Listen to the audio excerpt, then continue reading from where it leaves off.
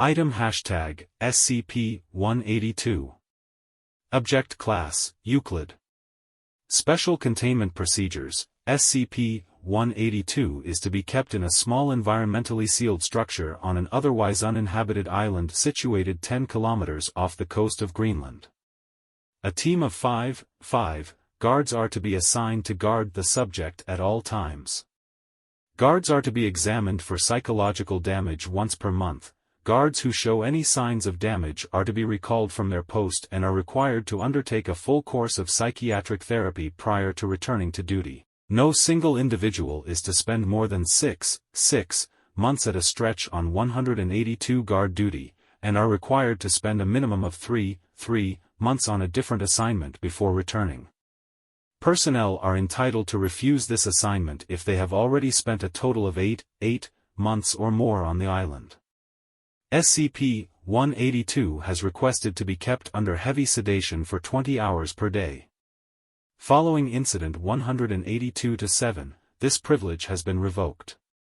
Description: SCP-182 is a Caucasian male, of average build, roughly 45 years of age, and has suffered heavy abdominal and cranial scarring at an unspecified point in the past, by subject's own admission, shortly before he was admitted into the care of the Foundation in 19. SCP-182 is both deaf and mute, compensating for these disabilities with natural abilities. SCP-182 has displayed the ability to passively enter the minds of other animals, including humans, and to perceive sight and sound through their senses, in effect, riding as a passenger in their minds. This has no consistent effect on personnel, and some guards have rotated on and off on a regular basis for the past years without detrimental effects. However, prolonged exposure to SCP-182's passive, sensory borrowing, results in vivid visual and auditory hallucinations in 97% of humans and 100% of non-human test subjects. The effects in question vary widely in severity, but continued exposure after the onset will inevitably result in mental collapse, with said mental breakdown being hastened by proximity to SCP-182.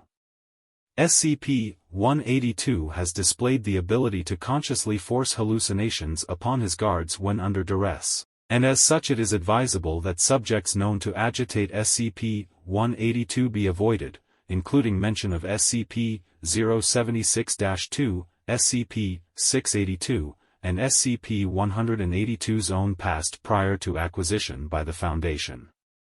Termination of affected personnel is recommended if they cannot distinguish between the hallucinations and reality, as all subjects allowed to reach such a point have invariably broken down, with brain death or permanent catatonia being the only possible outcomes.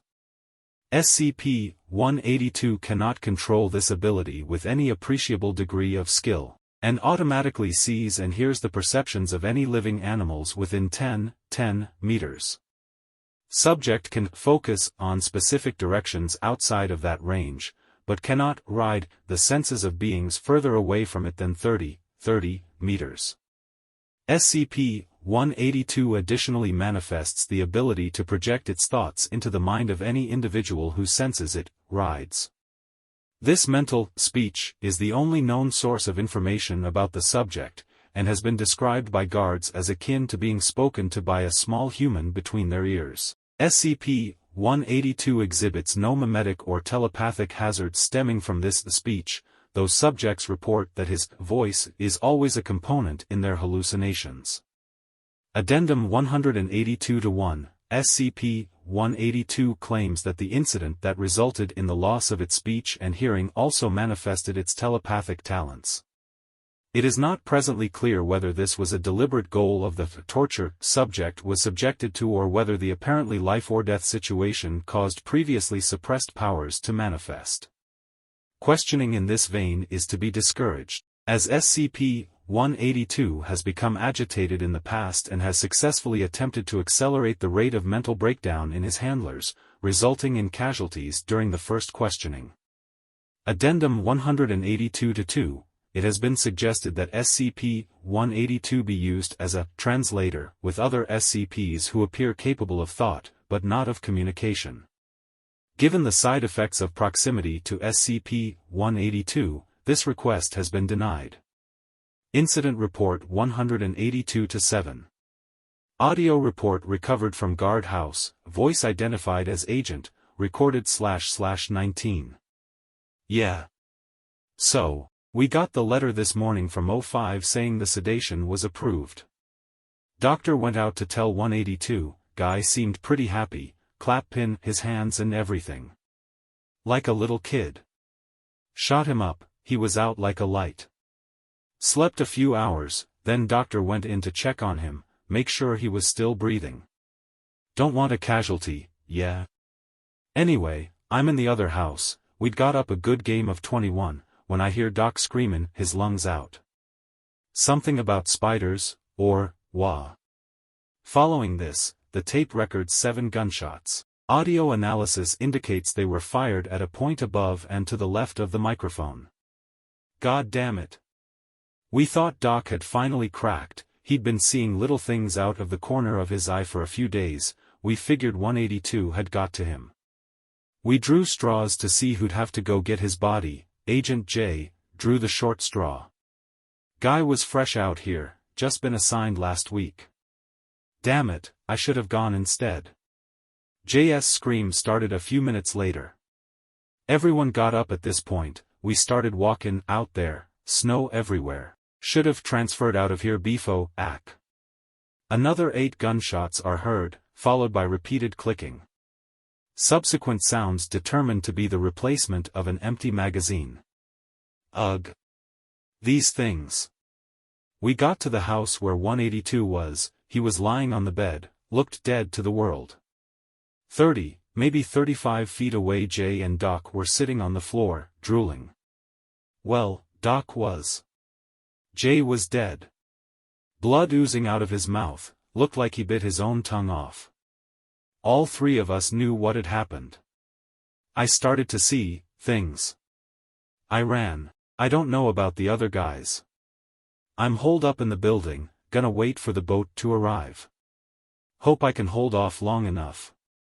Audio recording continued for 17 minutes, intermittent screams and gunshots can be heard, as well as a door opening twice. I've seen what happens to those guys that go too far. I'm not ending up like that. I'm not going to see those things. Bye. A gunshot is heard, tape records 2 hours of silence.